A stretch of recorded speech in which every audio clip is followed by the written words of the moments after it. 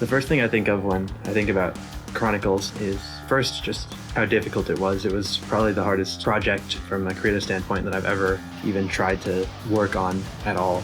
The album started quite a while ago. At this point, it's been 2 whole years since the first concepts of it came around. Back then, it was envisioned to be a lot different than it ended up being today. We started with essentially brute force songwriting, putting down ideas regardless of if they're good, bad. It didn't end up working out, but it's a lot better because of that work that we did then.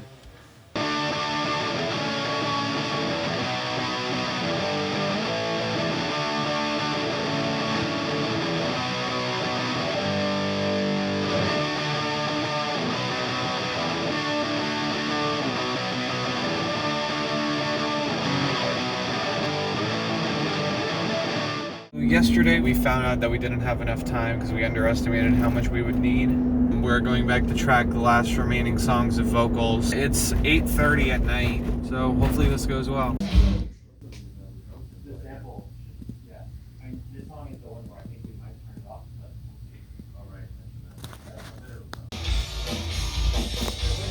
From a different angle, I know I'm not closing the distance. The vast expanse to show the infinite resistance. All of that I left behind, burning in my mind, keeping myself alive, looking for a sign.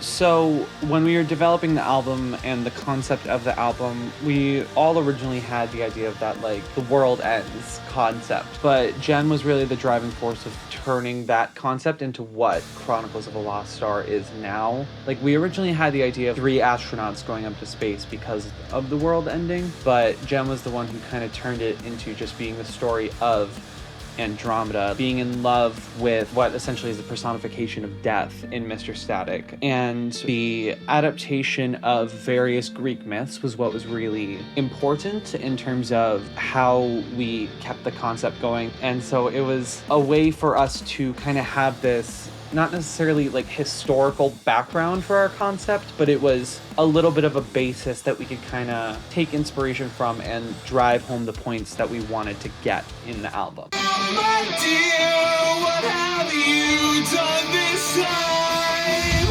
Systems out there. Now with the mission that you've chosen, see to care. The person.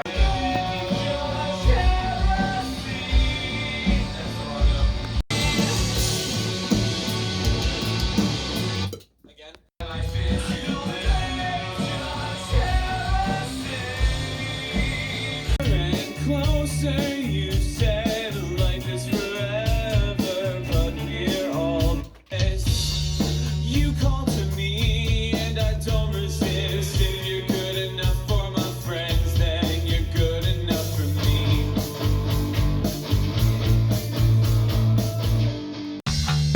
I was alone and needed someone.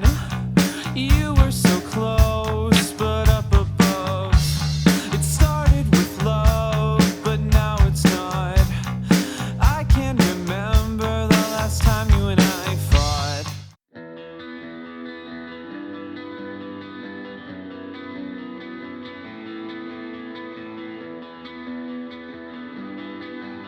Alex is going to mix the album as of right now, and we'll see how that goes. So hopefully that saves us some time. It won't save him any time, but Following myself at an endless expanse, losing what's left of my allegiance.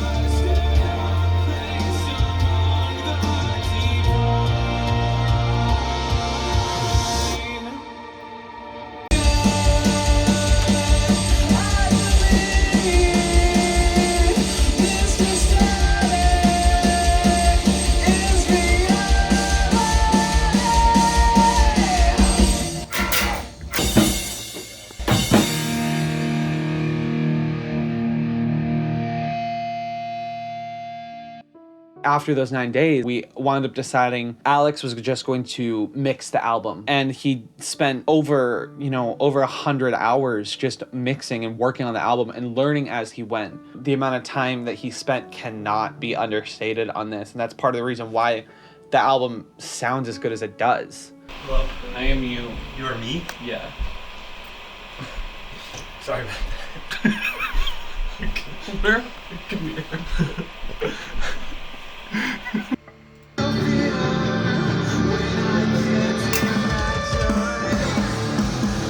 Hi, I'm Alex, and I'm the bassist from Mouth 57 and the producer of this album. So, for the past almost 3 months, maybe more than 3 months actually, I've been in the process of mixing the album. The studio that we went to, we decided just to use that for tracking and having me mix as I've been getting better at it. I've been taking a lot of different influences in mixing, some Periphery, Prawn, My Chemical Romance, just all the bands that everyone here loves so much. And we're really trying to get this to sound on another level from what we've been working on before. So for a little more detail, I've been using a top-down mixing approach based off of Adam Nolly Get Good style, trying to have a modern, clean feel, but still have a natural sound overall, and most importantly, a massive sound, which is what I always go for in mixing.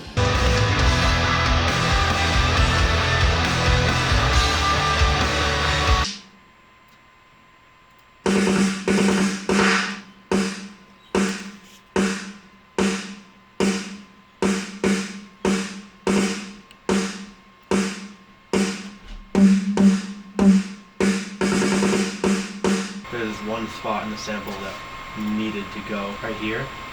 This thing, listen.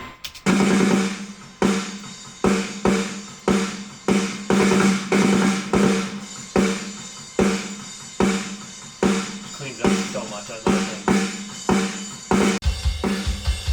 Yeah, that actually really made it sound a lot closer. So the guitars are definitely way too like high-end focused and not enough mid-range focused. That I'm not too big of a fan of. Hold on.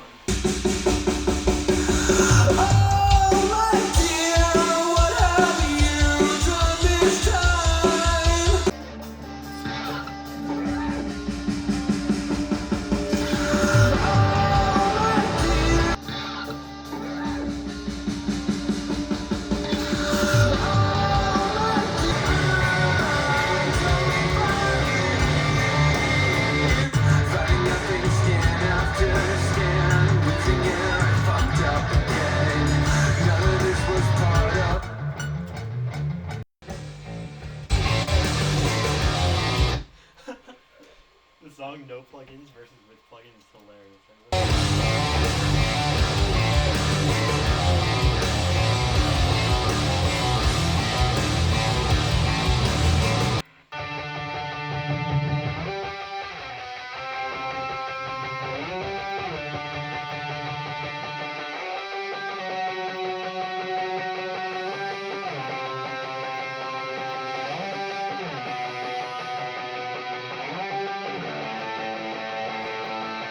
I've been, in charge of the YouTube mixing for a while and been sort of gradually getting more and more experience mixing. And I just, not exactly knowing fully what I was getting into, just volunteered to give my best shot on mixing the album.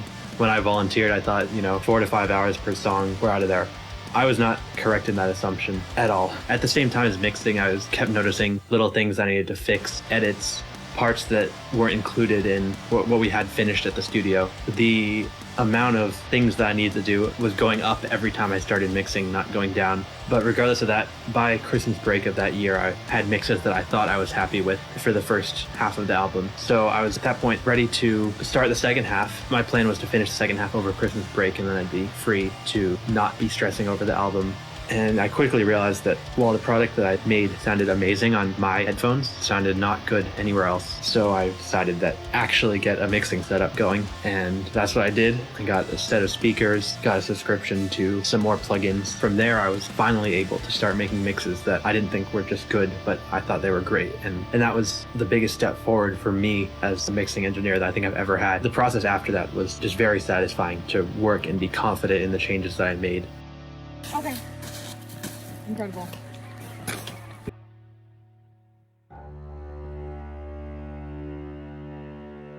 The first week of January, I believe, we started the music video process for No Choice. Jen was very much in her director mode, and she had storyboarded everything. She wrote the whole video, and obviously Alex and I gave our input and kind of, oh, maybe we do this instead. But Jen helmed the project, both for No Choice and Parallax. The shooting process was a lot, and there were a lot of, not necessarily issues, but shooting was a bit troubled. All of the stuff that we filmed outside in the snow, it was maybe 10 or 12 degrees Fahrenheit at the warmest. And then at night, when there's no sun, it got, I think, down to 5.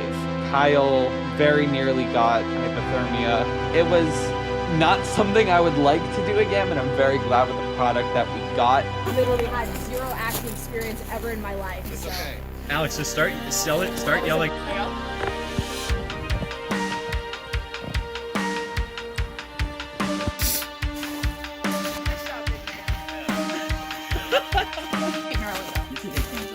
Maddie from Maryland. Maryland. Legal man. Social media director. Finance director. I'm a social media consultant. I like that. Yeah. I like that title.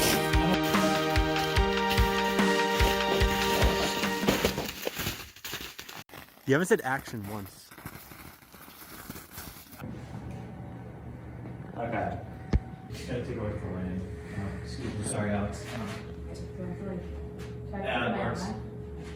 Checks out. I should do my own, because I put in my own contacts, so.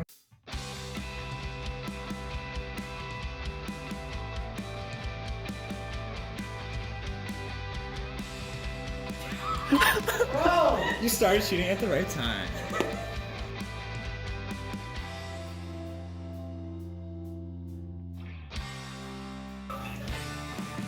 Someone say something like that'll really kill the mood. I think that we should behead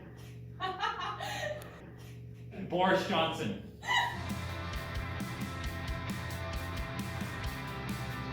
You really nailed the haunted look. Like you look like you just watched like 16 people die. Fatally shot. It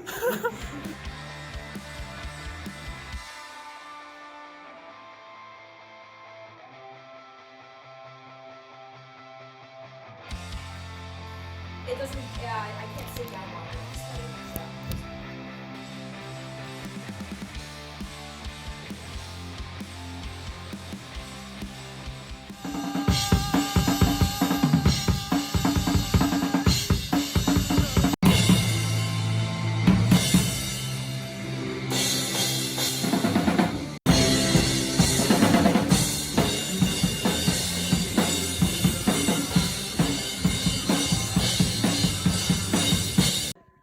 I think that's it.